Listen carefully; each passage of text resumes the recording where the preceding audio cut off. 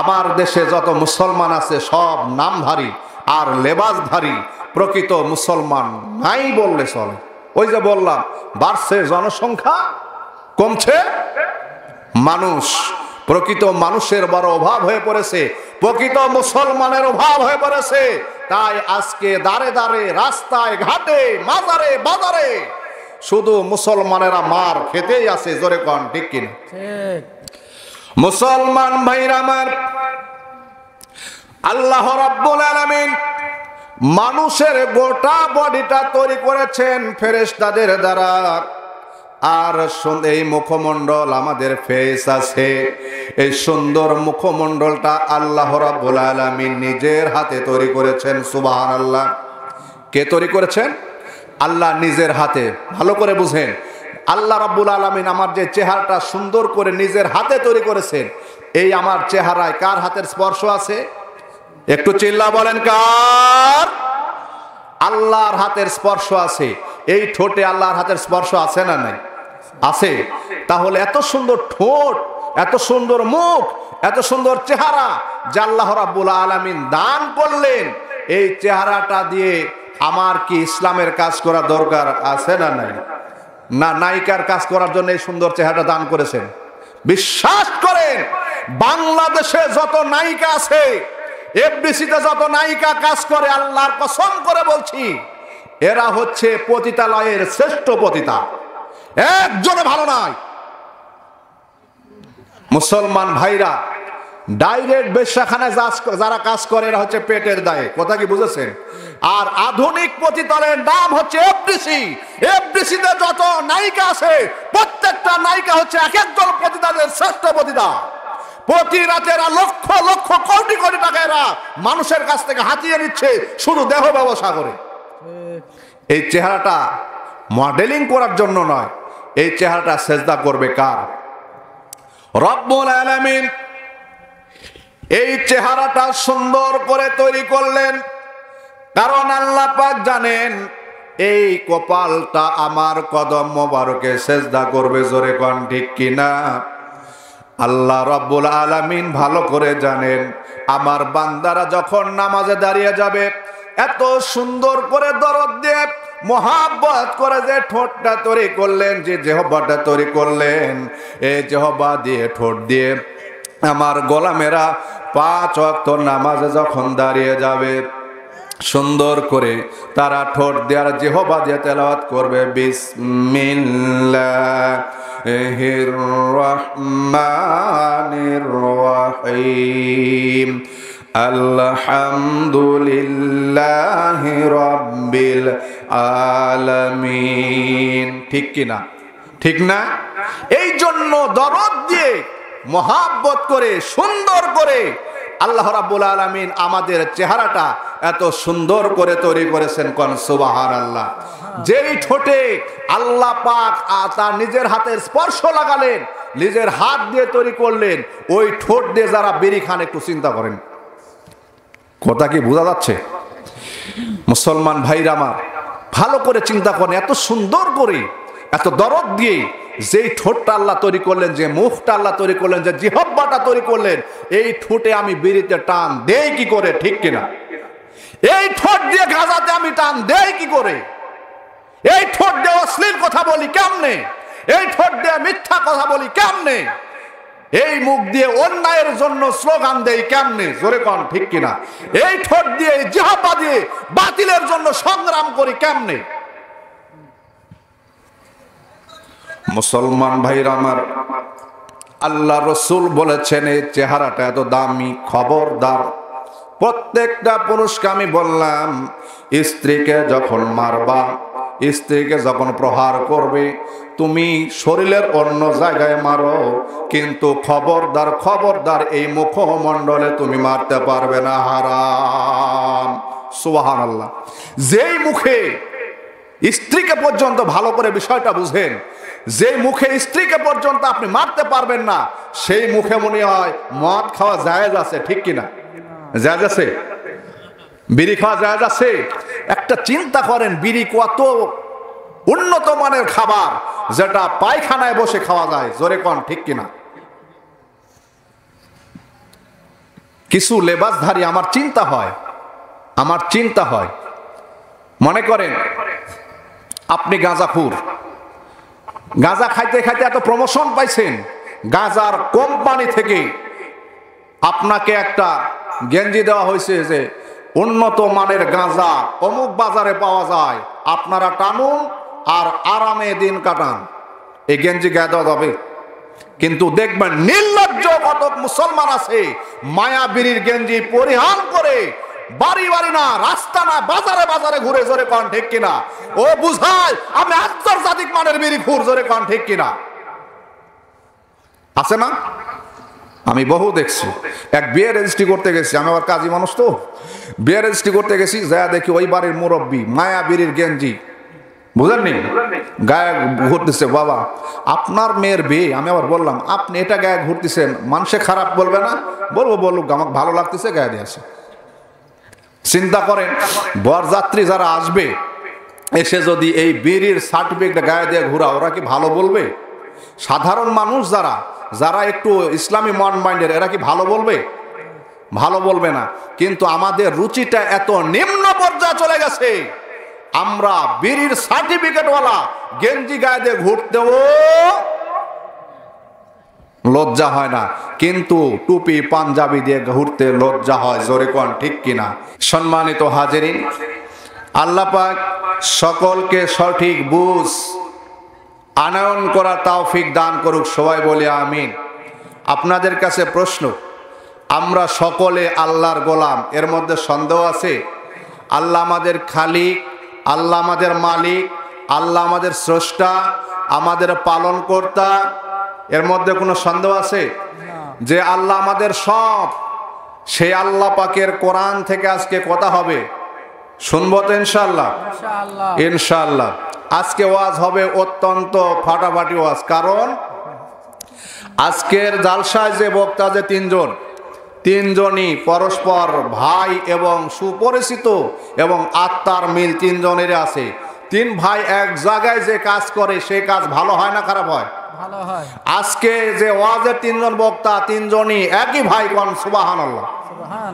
সুতরাং আলোচনা যে ভালো হবে আমার মনে হচ্ছে এর মধ্যে কোনো সন্দেহ, কারণ আমাদের মধ্যে আজকে শক্তি অন্যরকম, কথা বোঝা গেছে?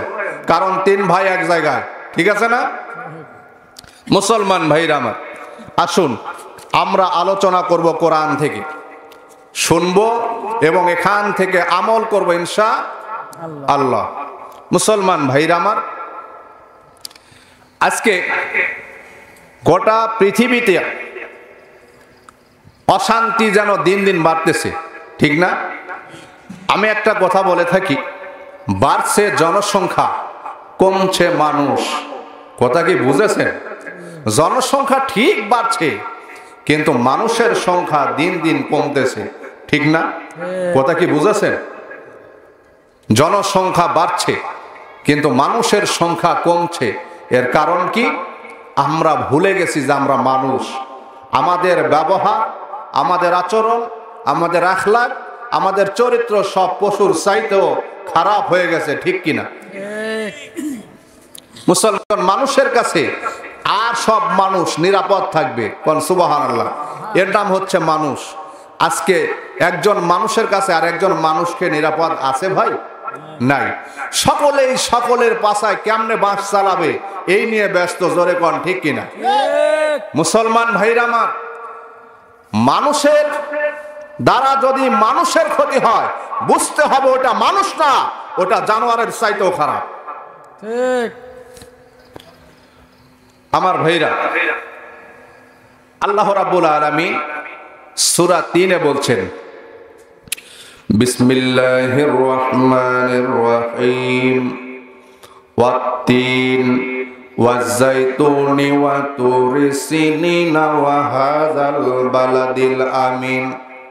আল্লাহ পাক বলছেন ওয়াত-তিন, তিন ফলের কসম, ওয়াজ-যাইতুন, যাইতুনের কসম, ওয়া তুরে সিনিন, সিনাই পর্বতের কসম, ওয়া হাযাল বালাদিল আমিন, এবং পবিত্র মক্কা নগরীর কসম। সুবহানাল্লাহ।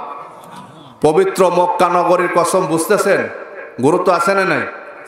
আল্লাহ পাক এই চারটি বিষয়ের কসম খেয়ে বলছেন, লাকাদ খালাকনাল ইনসানা ফি আহসানি তাকওয়িম, নিশ্চয় আমি মানুষকে সৃষ্টি করেছি সবচেয়ে সুন্দরভাবে। কোন সুবহানাল্লাহ। পৃথিবীতে অনেক সৃষ্টি জীব আছে না নাই? এমন কতগুলো প্রাণী আছে যে সব প্রাণী সমুদ্রের অতল গহ্বরে বাস করে, আমরা জীবনে নামও শুনি নাই, চোখেও দেখি নাই। জোরে কোন ঠিক কিনা? যত প্রাণী সৃষ্টি করেছেন আল্লাহ পাক বলছেন তাদের মধ্যে সবচাইতে সুন্দর করে, মোহাব্বত করে, দরদ দিয়ে আমি মানব জাতিকে সৃষ্টি করেছি। কোন সুবহানাল্লাহ। মুসলমান ভাইরা আমার, শুধু মানুষকে সৃষ্টি করলেন না, আল্লাহ রাব্বুল আলামিন তার রাসূলের মুখ নিঃসৃত বাণী দিয়ে বোঝায় দিলেন, মান সালিমাল মুসলিমুনা মিন লিসানিহি ওয়া ইয়াদিহি। আল্লাহ রাসূল বলছেন ওই মানুষ মুসলমান হতেই পারে না যার হাত এবং জিহ্বা থেকে অন্য মুসলমান নিরাপদ না থাকে। ওই মুসলমান কখনো প্রকৃত মুসলমান নয়। কথা কি বুঝেছেন? কষ্ট হচ্ছে? ও মুসলমানেরা, আল্লাহ রসুল বলছেন এক মুসলমান থেকে অন্য মুসলমান যদি নিরাপদ না থাকে তাহলে ওই মুসলমান কখনো প্রকৃত মুসলমান নয়। আজকে কি আমরা নিরাপদ? নিরাপদ? এক মুসলমান আরেক মুসলমানের প্রধান শত্রু। জোরে কোন ঠিক কিনা?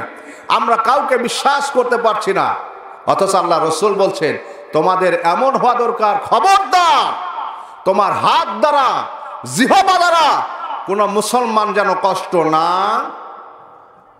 এখন প্রশ্ন, বাংলাদেশে যত পুলিশ আছে, এই পুলিশগুলির মধ্যে মুসলমান বেশি। জোরে কোন ঠিক কিনা? কিন্তু বাংলাদেশে সবচাইতে মানুষ নির্যাতিত হয়, নিষ্পেষিত হয় পুলিশ বাহিনীর দ্বারা। জোরে কোন ঠিক কিনা? কারণ কি? কারণ হচ্ছে আমার দেশে যত মুসলমান আছে সব নামধারী আর লেবাসধারী, প্রকৃত মুসলমান নাই বললে চলে। ওই যে বললাম, বাড়ছে জনসংখ্যা, কমছে মানুষ। প্রকৃত মানুষের বড় অভাব হয়ে পড়েছে, প্রকৃত মুসলমানের অভাব হয়ে পড়েছে। তাই আজকে দাঁড়ে দাঁড়ে, রাস্তায় ঘাটে, মাজারে বাজারে শুধু মুসলমানেরা মার খেতেই আছে। জোরে কোন ঠিক কিনা? মুসলমান ভাইরা আমার, আল্লাহ রাব্বুল আলামিন মানুষের গোটা বডিটা তৈরি করেছেন ফেরেশতাদের দ্বারা। আর এই মুখমণ্ডল আমাদের ফেস আছে, এই সুন্দর মুখমণ্ডলটা আল্লাহ রাব্বুল আলামিন নিজের হাতে তৈরি করেছেন। সুবহানাল্লাহ। কে তৈরি করেছেন? আল্লাহ নিজের হাতে। ভালো করে বুঝেন, আল্লাহ রাব্বুল আলামিন আমার যে চেহারাটা সুন্দর করে নিজের হাতে তৈরি করেছেন, এই আমার চেহারায় কার হাতের স্পর্শ আছে? একটু চিল্লা বলেন, কার? আল্লাহর হাতের স্পর্শ আছে। এই ঠোঁটে আল্লাহর হাতের স্পর্শ আছে না নাই? আছে। তাহলে এত সুন্দর ঠোঁট, এত সুন্দর মুখ, এত সুন্দর চেহারা যা আল্লাহ রাব্বুল আলামিন দান করলেন, এই চেহারাটা দিয়ে আমার কি ইসলামের কাজ করা দরকার আছে না নাই?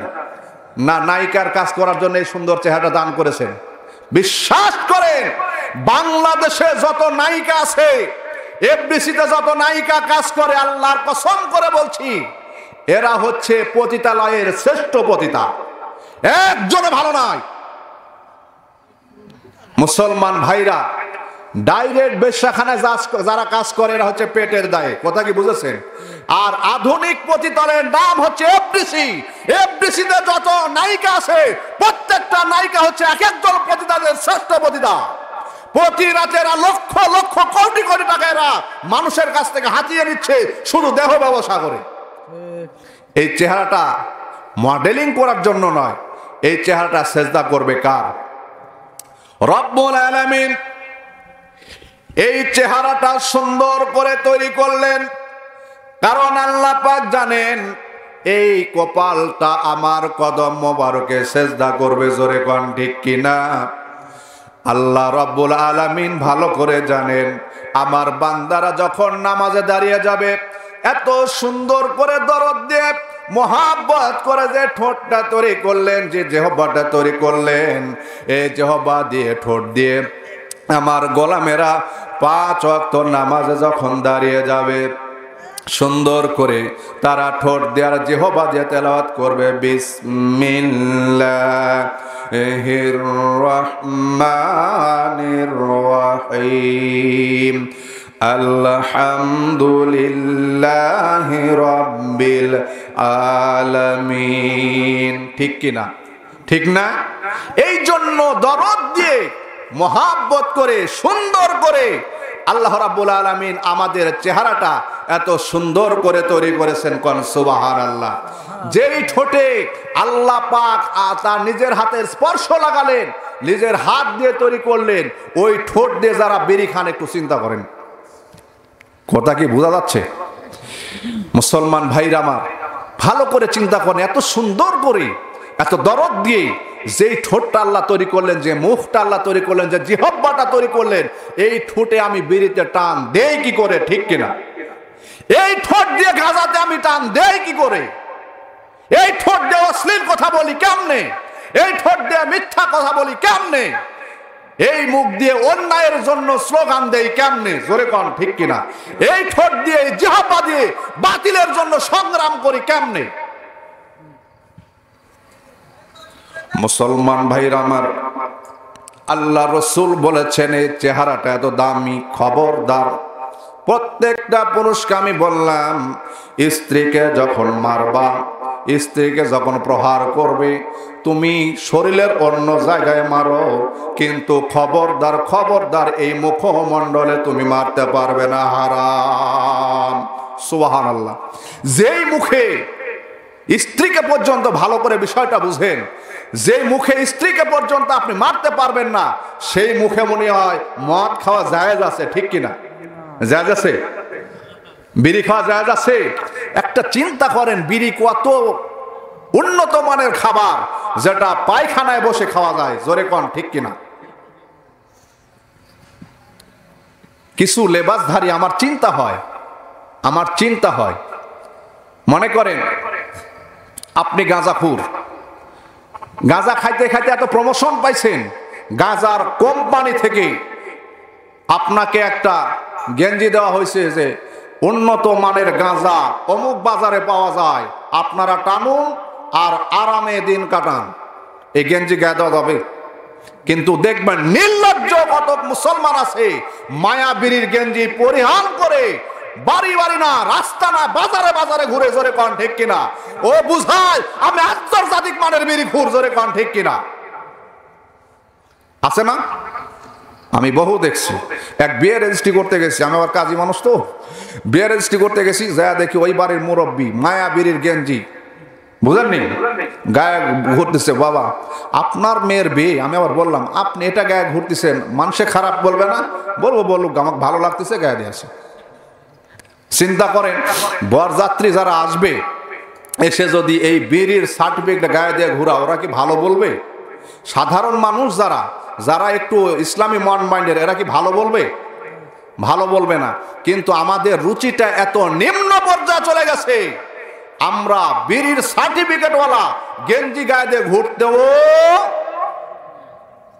লজ্জা হয় না, কিন্তু টুপি পাঞ্জাবি দিয়ে ঘুরতে লজ্জা হয়। জোরে কোন ঠিক কিনা? এ মুসলমান খাবে না, কারা খাবে গো?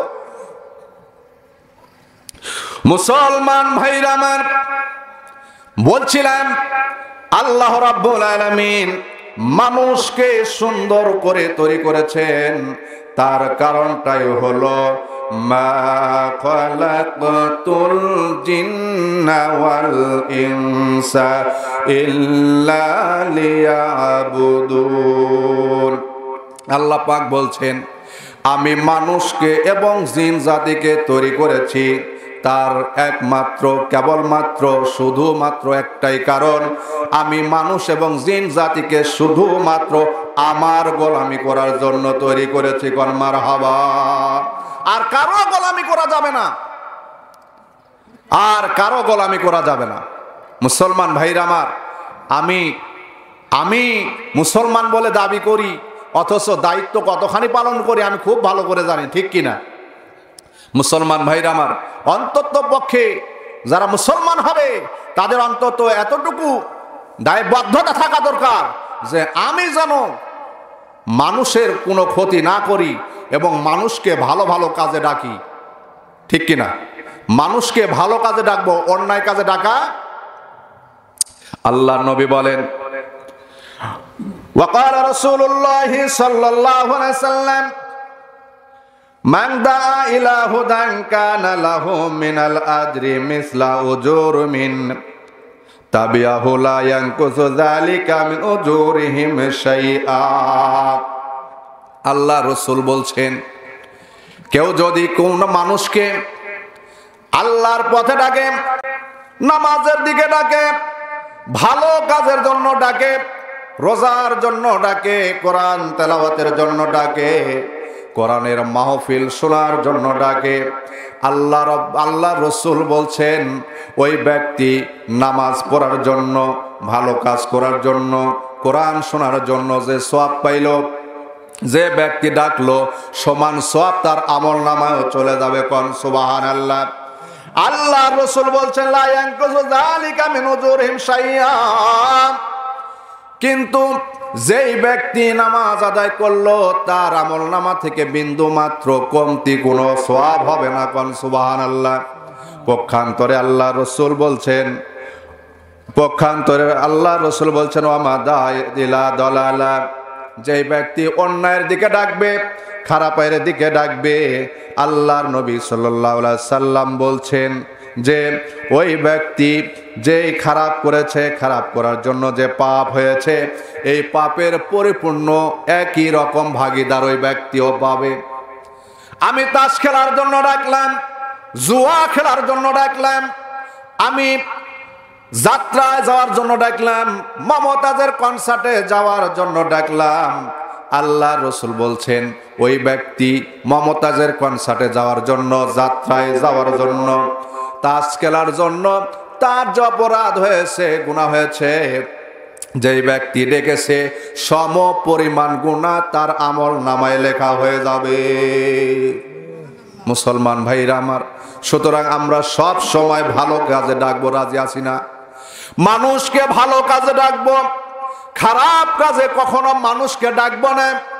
আল্লাহ রসুল বলছেন কুনতুম খায়রা উম্মাতিন উখরিজাত লিন-নাস, তোমাদেরকে বের করা হয়েছে মানুষকে এই জন্য, উখরিজাত লিন-নাসি তা'মুরুনা বিল মারুফ, মানুষদেরকে তোমরা সৎ কাজে ডাকবে, ওয়া নাহাউ আনিল মুনকার, আর মানুষকে অসৎ কাজে তোমরা বাধা দেবে। এই দুইটা কাজ যদি তোমরা করতে পারো তাহলে তোমরা সর্বশ্রেষ্ঠ জাতি। কোন সুবহানাল্লাহ। সব সময় সৎ কাজে আদেশ, অসৎ কাজে নিষেধ, এই দুইটা কাজ যদি সমাজে চালু হয়ে যায় সমাজে কোনো অন্যায় থাকবে না। কোন ঠিক কিনা? মুসলমান ভাইরা আমার, আল্লাহ রসুল বলেন ওয়াকাল আলাইহিস সালাতু ওয়াস সালাম, আল্লাহ রসুল বলেন কুল্লুকুম রাইন ওয়া কুল্লুকুম মাসউলুন আর রায়াতিহি। আল্লাহ রসুল বলছেন দুনিয়াতে যত মানুষ আছে সব মানুষ হলো রাখাল। সব মানুষ কি? সব মানুষ হলো রাখাল। ভালো শব্দ হচ্ছে রক্ষক। এর ভালো শব্দ কি? রক্ষক। রাখালের দায়িত্ব হলো কোন ছাগল যেন বৃষ্টিতে না ভেজে, কোন গরু যেন রোদে না পুড়ে, কোন দুম্বা যেন রোগাক্রান্ত না হয়।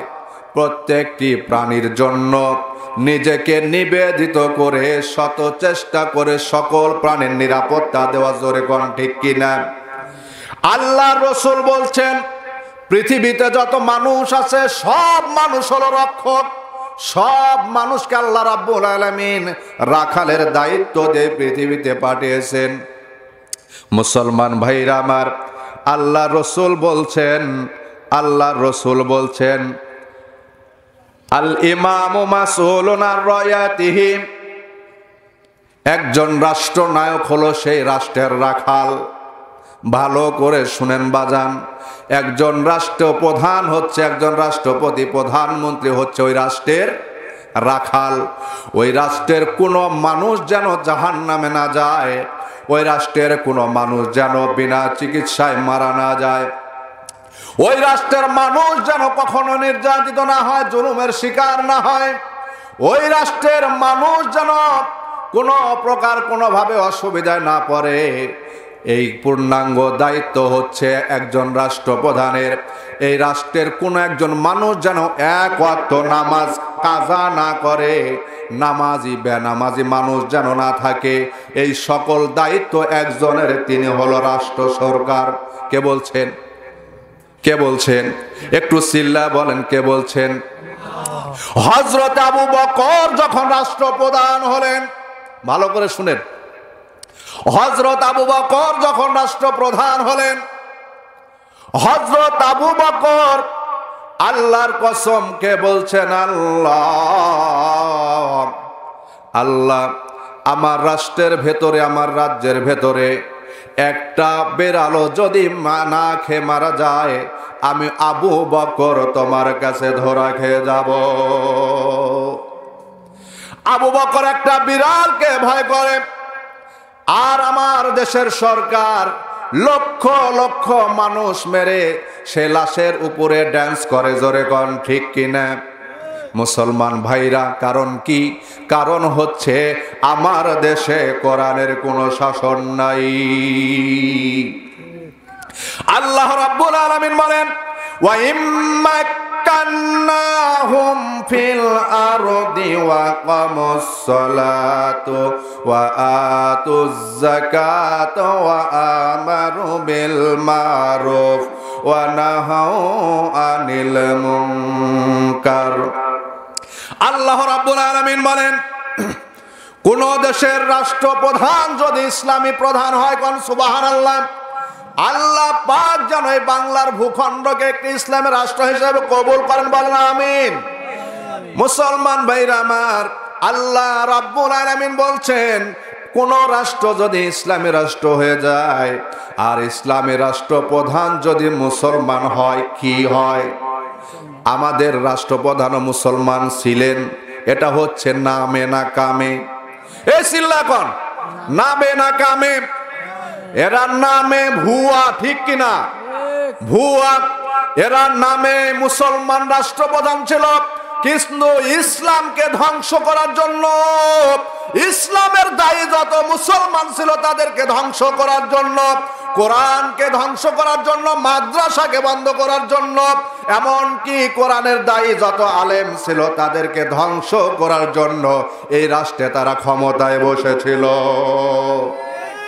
ঠিক না? ঠিক না? বাঙালি সব বুঝে গেছে, আর তাদেরকে বাংলার মসজিদে কখনো জায়গা দেবে না। জোরে কোন ঠিক কিনা? মুসলমান ভাইরা আমার, আল্লাহ রাব্বুল আলামিন বলছেন, রাষ্ট্রপ্রধান যদি মুসলমান হয় তাহলে চারটি কাজ করবে। কয়টা? চারটি কাজ করবে। সর্বপ্রথম কাজ হচ্ছে ওই রাষ্ট্রের মধ্যে নামাজ কায়েম করে দিবে। কোন সুবহানাল্লাহ। মুসলমান ভাইরা আমার, প্রত্যেকটা দপ্তরের যারা ওই দপ্তরের প্রধান হবে তারা হবে ওই দপ্তরের ইমাম। কোন সুবহানাল্লাহ। থানায় থানার ওসি ইমাম হয়ে যাবে। কোন মারহাবা।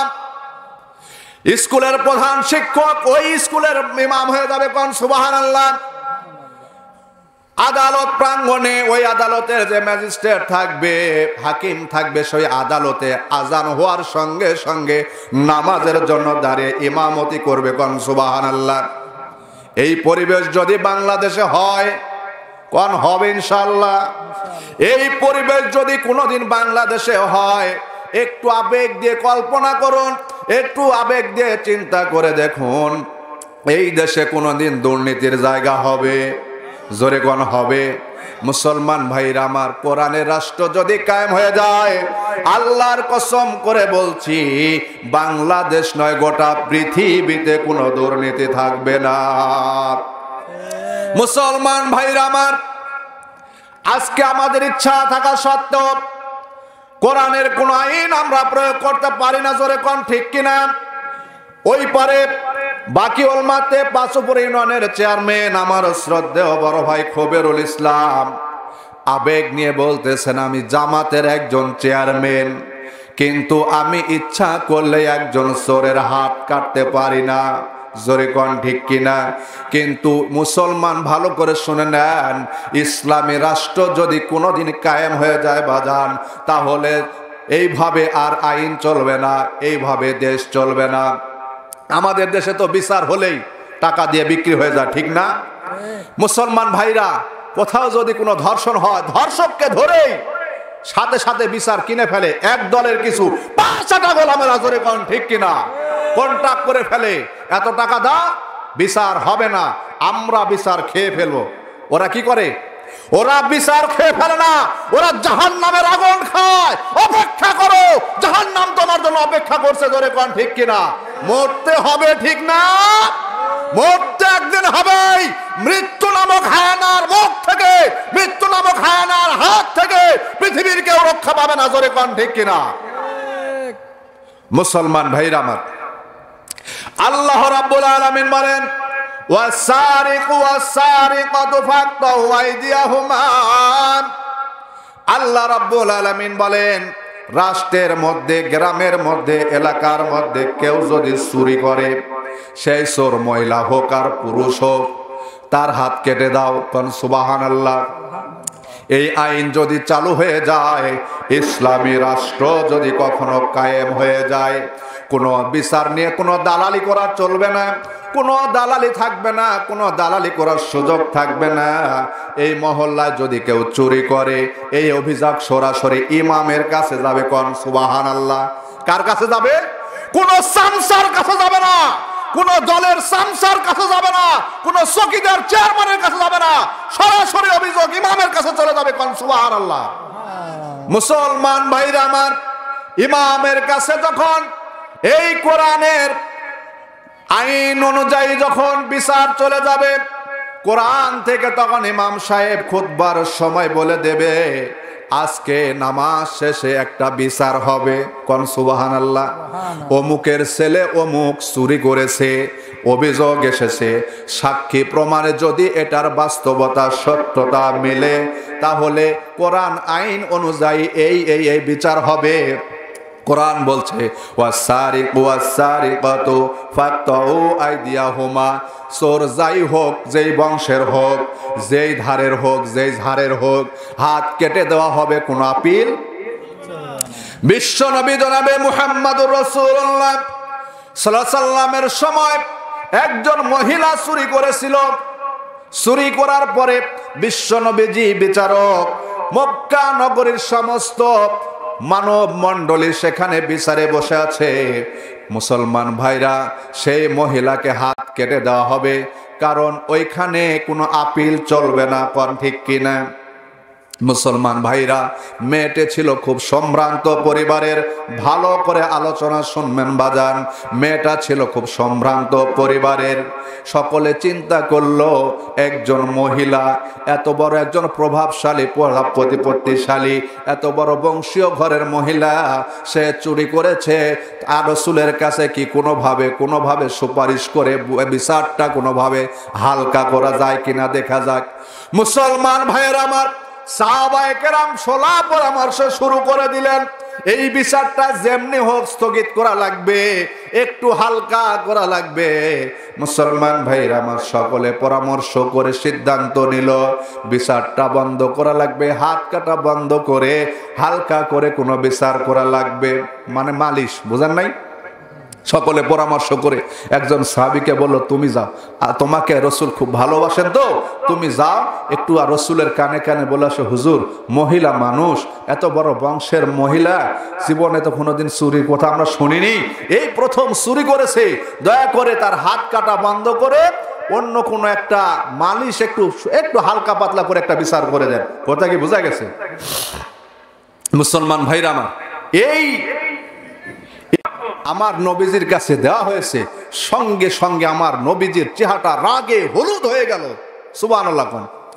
আল্লাহর রাসূল বললেন, রে সাহাবীরা, আল্লাহ পাক আমাকে নির্দেশ করছেন ওয়াসারিকু ওয়াসারিকাতু ফাকতাউ আইদিয়াহুমা, যে চুরি করেছে তার হাত কেটে দাও। আল্লাহ উপর থেকে আমাকে নির্দেশ করছেন হাত কেটে দাও। আর তোমরা বলছো তোমরা এই বিচারটা মওকুফ করে হালকা করো। তোমরা এখন তোমরাই উত্তর দাও, তোমরাই ফয়সালা দাও। আল্লাহর কথা শুনবো না, তোমাদের কথা শুনবো। দালালি করার জায়গা আছে? সঙ্গে সঙ্গে হাত কেটে দেওয়া হয়েছে। কোন সুবহানাল্লাহ। কোন দালালি চলবে না। ইমাম সাহেব রায় দিবে, মসজিদ থেকে বের হয়ে সমস্ত মুসল্লিদের উপস্থিতিতে ওই চোর বা চুন্নির হাত কেটে দিয়ে বিচার মীমাংসা করে দেওয়া হবে। কোন সুবহানাল্লাহ। এই একটা চোরকে যদি প্রকাশ্য দিবালোকে ঘোষণা দিয়ে আমার প্রচার প্রসার করে শত কোটি মানুষের উপস্থিতিতে এক চোরে যদি হাত কেটে দেওয়া হয়, আল্লাহর কসম করে বলছি বাংলার জমিন আর কোনোদিন চুরি হবে না। জোরে কোন ঠিক কিনা? এখন ফেসবুক খুললেই, মোবাইল খুললেই শুধু চোর আর চোরের কাহিনী। জোরে কোন ঠিক কিনা? গতকাল নাটোরে দেখলাম, নাটোর এখন চোরের কারখানা হয়েছে। গতকাল খবর শুনলাম বাড়িতে থাকা যাচ্ছে না, দিনের বেলা তালা বদ্ধ করে বাড়ির ভেতরে মানুষ বসবাস করছে। ঠিক কিনা? কেন? কারণ একটাই, কোরআনের শাসন নাই। একজনকে যদি সাইজ করা যায়, আল্লাহ রাব্বুল আলামিন বলছেন ধর্ষণ করেছে, ওর কোনো ফয়সালা নাই। মানুষের সামনে ওকে পাথর দিয়ে সন্ন্যাসার করে ওকে মৃত্যুদণ্ড দিয়ে দাও। এই ফয়সালা যদি কোরআন অনুযায়ী হয়, একটু কল্পনা করেন, ঢোল দিয়ে মাইকিং করে ঘোষণা দিয়ে জুমা দিন শুক্রবার উপস্থিত জনতার সামনে একটাকে যদি এভাবে মৃত্যুদণ্ড দেওয়া হয়, বাংলার জমিন আর ধর্ষণ হবে? আর ধর্ষণ হবে না। কিন্তু বিচার করবে কে? যারা বিচারক তারাই সবচেয়ে বড় ধর্ষক। জোরে কোন ঠিক কিনা? আমার জানা মতে যত নেতা আছে, রাজনৈতিক দলের যত নেতা আছে, প্রত্যেকটি নেতাদের চরিত্র ঠিক না। কার কয়টা বউ হিসাব নাই। মমতাজের যে কয়টা স্বামী মমতাজ নিজেই জানে না। ঠিক কিনা? মিথ্যা বললাম নাকি? পরিমণির কয়টা স্বামী পরিমণি নিজেই জানে না। বিয়ের 7 দিন পরে বলেছে আমার পেটে বাবু এসেছে 6 মাস। কথা কি বোঝা গেছে? আমার ভাইরা, আল্লামা মামুনুল হক কি করলো না করলো? জেলের ঘানি টানতে টানতে শেষ হয়ে গেল। অথচ এই নায়িকার খাতায় নাম লিখে যারা দিনের পর দিন, রাতের পর রাত জনগণকে লুণ্ঠন করছে, জনগণের চরিত্র হনন করছে, তাদের বিচার বাংলাদেশে হয় না। জোরে কোন ঠিক কিনা? মুসলমান ভাইরা আমার, আমি কোরআন থেকে আলোচনা করছিলাম। ওয়া ইম্মাক্কান্নাহুম ফিল আরদি ওয়া আকামুস সালাত, যদি মুসলিম সরকার রাষ্ট্রে প্রতিষ্ঠিত হয়ে যায়, 1 নম্বরে নামাজ কায়েম করবে। কোন সুবহানাল্লাহ। এইভাবে নরম সুরে বলা হবে না। তাদের বাহিনী থাকবে, পুলিশ থাকবে, মসজিদে বাজারে রাস্তাঘাটে তারা টহল দেবে। আজান দেওয়ার সঙ্গে সঙ্গে যদি মসজিদে না যায়, যদি মসজিদের বাহিরে দেখে, পাছায় এমন বাড়ি দেবে, এক বাড়িতে সেখানেই সেজদায় পড়ে যাবে। কোন সুবহানাল্লাহ। একজনও বেনামাজি থাকবে না। একটা শুধু কথা বলা, আজ থেকে সকলের জন্য নামাজ বাধ্যতামূলক করা হলো। এই আইন তারা পাশ করতে এত কার্পণ্য কেন? ঠিক না? ঠিক না? আইন পাশ করে, আইন পাশ করে ওরা ধর্ম নিষিদ্ধ করে। আইন পাশ করে দুনিয়াতে রাষ্ট্রে নিষিদ্ধ করার জিনিস পানা ওরা ধর্ম নিষেধ করে। জোরে কোন ঠিক কিনা?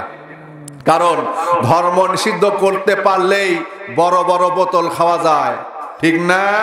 ক্লাস 9 এর ছাত্রকে অস্ত্রের মামলা দিয়ে রিমান্ডে নেওয়া যায়। জোরে কোন ঠিক কিনা? মুসলমান ভাইরা আমার, আমরা এমন বাংলাদেশ আর চাই না। জোরে কোন ঠিক কিনা?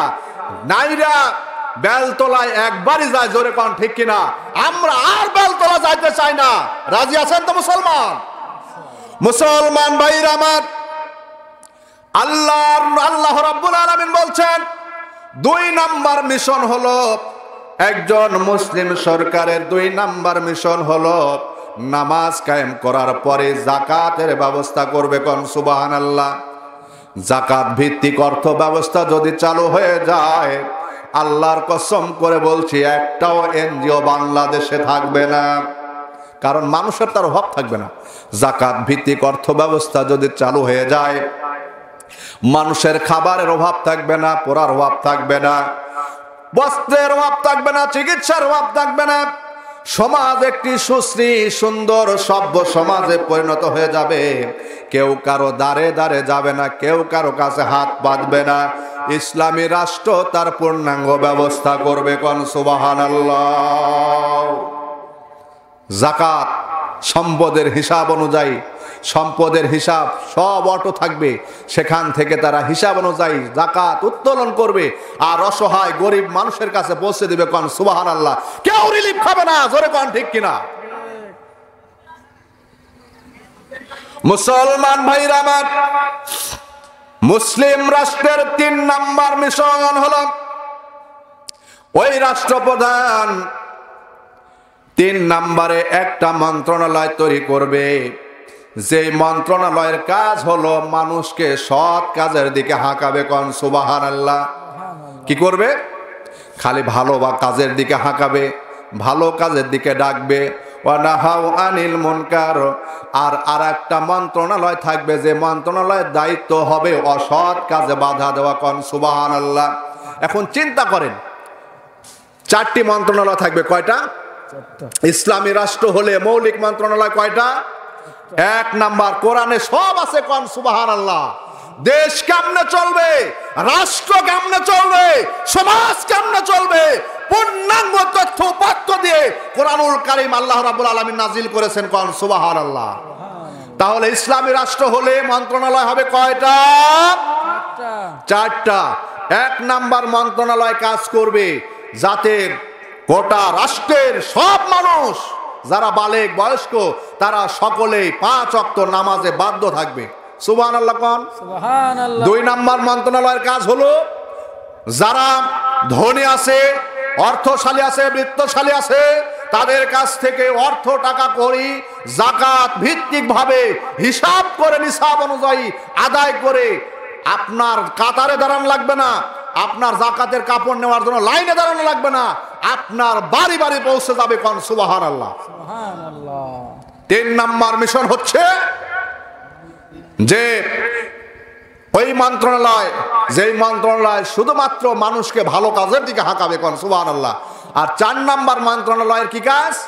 যত খারাপ কাজ আছে সব খারাপ কাজে বাধা প্রদান করবে। সুবহানাল্লাহ। সুবহানাল্লাহ। এই চিত্র যদি সমাজে থাকে, এই 4টি মন্ত্রণালয় যদি থাকে, বাংলাদেশ সোনার দেশে পরিণত হবে। কোন সুবহানাল্লাহ। সুবহানাল্লাহ। বহু মন্ত্রণালয় আছে, বুঝছেন? নাম দিয়েছে কি? দুর্নীতি যাতে না করে নাম দিয়েছে, ওইটার নাম অ্যান্টি কারাপশন। নাম কি? অ্যান্টি কারাপশন, মানে দুর্নীতি মুক্ত কমিশন ভবন। বোঝা গেছে? এই অ্যান্টি কারাপশন যেন কোনো কারাপশন করতে না পারে, কোনো দুর্নীতি করতে না পারে, এর জন্য এর উপরে আরেকটা আছে, সেটা হচ্ছে অ্যান্টি কারাপশন। কথা বুঝেছেন? এই অ্যান্টি কারাপশন যেন কোনো কারাপশন করতে না পারে, এর জন্য আরেকটি আছে সবচেয়ে শীর্ষে, এটা হচ্ছে একবার সুপারে, এর নাম হচ্ছে অ্যান্টি কারাপশন। কথা বুঝেছেন? এভাবে কিয়ামত পর্যন্ত যদি এনটি করতে থাকে, বাংলাদেশ থেকে দুর্নীতি এনটি হবে না। জোরে কোন ঠিক কিনা? যতক্ষণ পর্যন্ত বাংলার জমিনে কোরআনের রাজ কায়েম না হবে, রাসূলের আদর্শ বাস্তবায়ন না হবে, ততদিন পর্যন্ত দুর্নীতি যাবে না, যাবে না, যাবে না। জোরে কোন ঠিক কিনা? মুসলমান ভাইরা আমার, আল্লাহ রাসূল পাক সাল্লাল্লাহু আলাইহি সাল্লাম বলছেন, এরপরে আল্লাহ রাসূল পাক সাল্লাল্লাহু আলাইহি ওয়াসাল্লাম বলছেন, আর রাজুলু রাইন ফি আহলি ওয়া মাসউলুন আর রায়াতিহি। একজন পুরুষ তার পরিবারের রাখাল। এই ভালো করে শুনেন, একজন পুরুষ তার পরিবারের রাখাল। এই পুরুষের দায়িত্ব হচ্ছে তার পরিবারের সাপন যা আছে, ছেলে মেয়ে পুত্রবধূ পুত্র যা আছে, কেউ যেন ইসলামের বাহিরে চলতে না পারে। কথা কি বোঝা আছে?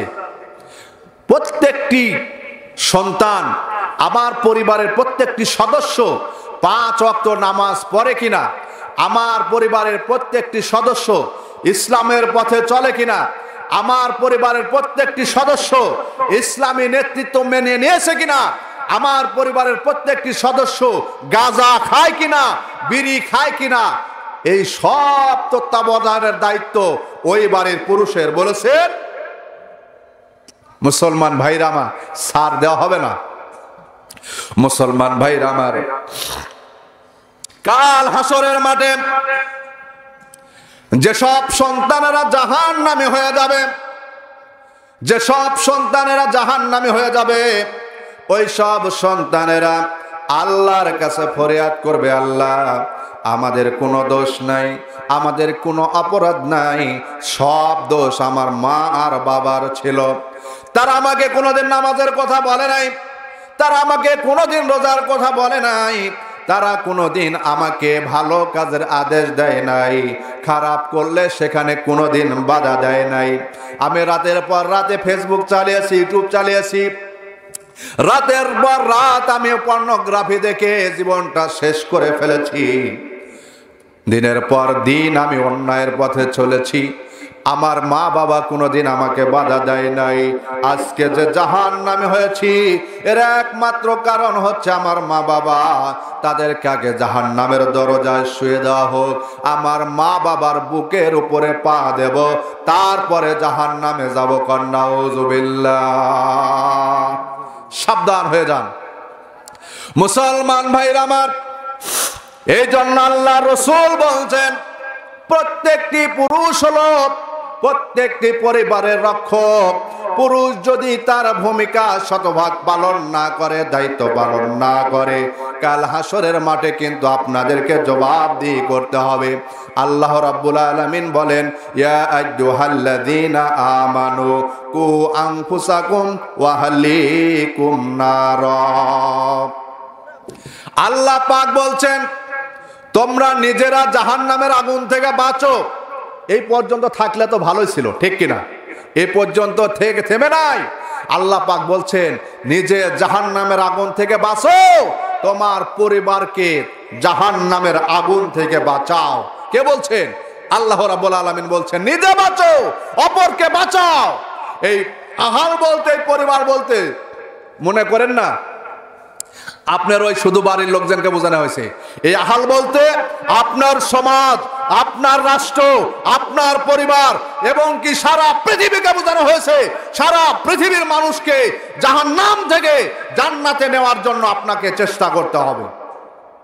আজকে এই যে মোবাইল আন্তর্জাতিক একটি জিনিস, আপনি এখান থেকে ইসলামের দাওয়াত দিতে পারবেন, ঠিক কিনা? আমরা প্রচুর পোস্ট করি, নোংরা পোস্ট অনেকে করি। ভালো করে শুনে নেন, আপনার একটা শেয়ার, আপনার একটা পোস্ট জান্নাতের কারণ হতে পারে, আবার একটা শেয়ার, একটা পোস্ট জাহান্নামেরও কারণ হতে পারে, ঠিক কিনা? আমি এখান থেকে বলে দিলাম ফেসবুকে, ভাই আসুন 5 ওয়াক্ত নামাজ পড়ি, কোরআন দিয়ে জীবন করি। মেলা কষ্ট হবে লিখতে, 2 মিনিট সময় লাগবে। এই একটা দাওয়াত আমি দিলাম। আমি খাজুরা এই ফকিরপাড়া থেকে দাওয়াত দিলাম। এই খাজুরা ফকিরপাড়া এটা সীমাবদ্ধ থাকবে না, এটা বাংলাদেশে সীমাবদ্ধ থাকবে না, সারা পৃথিবীময় 2 সেকেন্ডের মধ্যে চলে যাবে। কোন সুবহানাল্লাহ। আপনার একটা দাওয়াত হয়ে গেল, ঠিক না? সারা পৃথিবীতে লক্ষ লক্ষ মানুষ না, কোটি কোটি মানুষ এটা পড়বে, একটু হলেও তারা এটা উপলব্ধি করবে, ঠিক কিনা?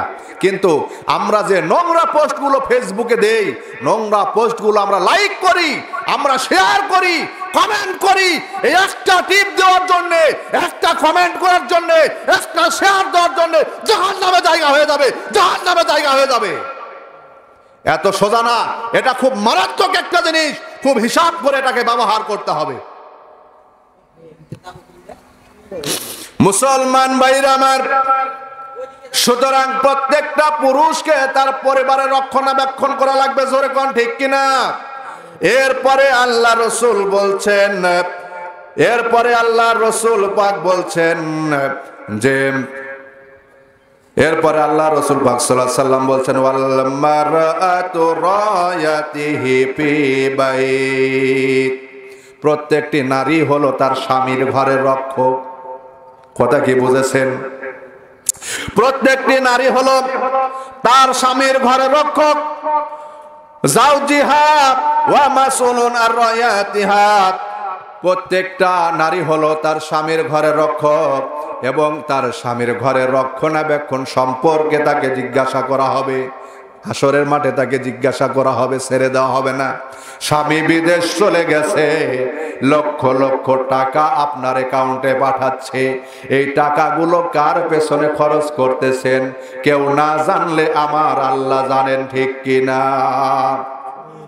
স্বামী দিনের পর দিন রাতের পর রাত কষ্ট করে লক্ষ লক্ষ টাকা পাঠাইতেছে, ওর কিন্তু ঘুম নাই, ওর কোনো বিশ্রাম নাই, ও কত কষ্ট করে এই টাকাগুলো পাঠায়। আর আপনি ডাইনিং টেবিলে খান, আপনার ফ্রিজ ভর্তি গোশত থাকে, ফ্রিজ ভর্তি ফল থাকে, আপনি একবারও চিন্তা করেন নাই এই টাকা ইনকাম করতে তার বিদেশের মাটিতে কত কষ্ট হয়েছে, ঠিক কিনা? এখানে সীমাবদ্ধ নয়। খাজুরা যেহেতু প্রবাস অধ্যুষিত একটা গ্রাম, এই গ্রামের খবর আমি ভালো করে জানি।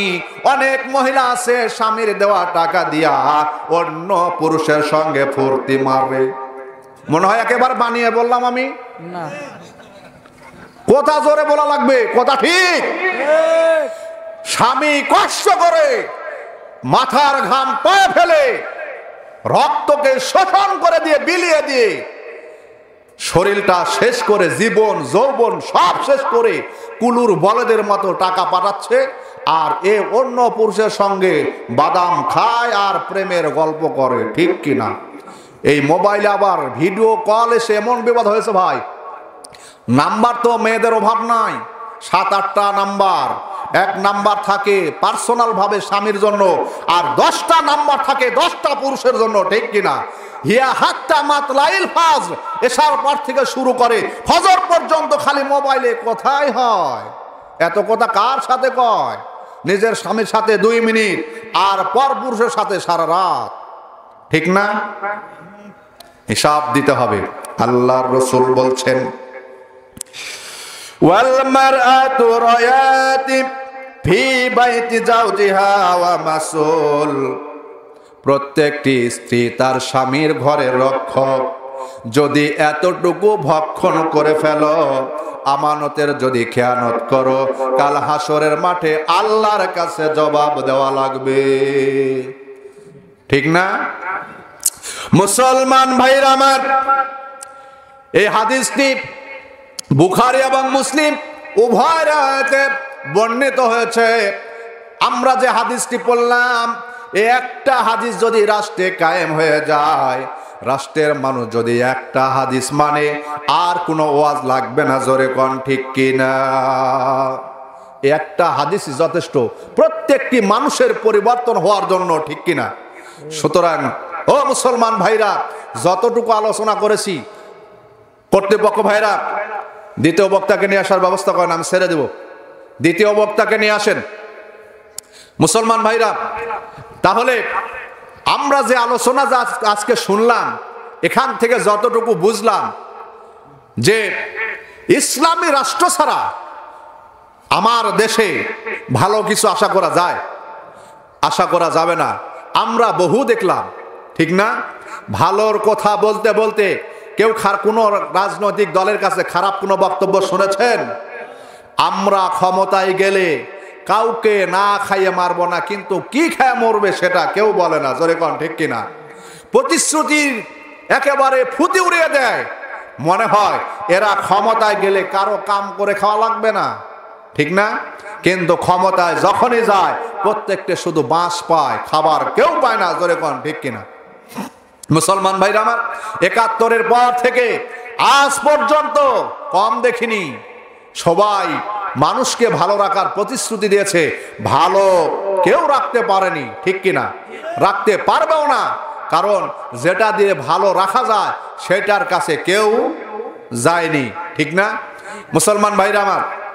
সুতরাং আমি সকলকে অনুরোধ করব, আসুন আমরা সকলেই অন্তত পক্ষে যারা অভিভাবক আছি, আজকে যে হাদিসটা পড়লাম, আমরা প্রত্যেকে দায়িত্বশীল হয়ে আমার পরিবারকে মেনটেন করার চেষ্টা করি, আমার কষ্ট হয়, আমি খুব চিন্তা করি, বিশ্বাস করেন আমি খুব চিন্তা করি।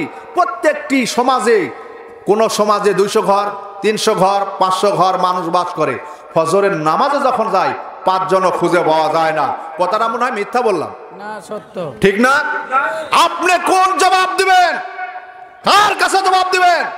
কিয়ামত যখন হবে তখন আল্লাহ রসুল বলছেন মসজিদের চারপাশে অন্তত 40 বাড়ি। কয় বাড়ি?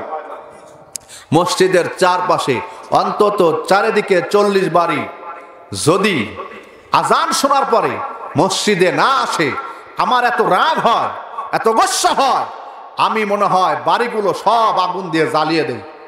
যদি নারী আর সন্তানের ছোট্ট বাচ্চারা এই বাড়িতে না থাকতো, বিশ্বনবী বলছেন আমি সব বাড়ি জ্বালিয়ে দিতাম। খেয়াল করছেন কত রাগের সহিত বলছেন এটা বিশ্বনবী।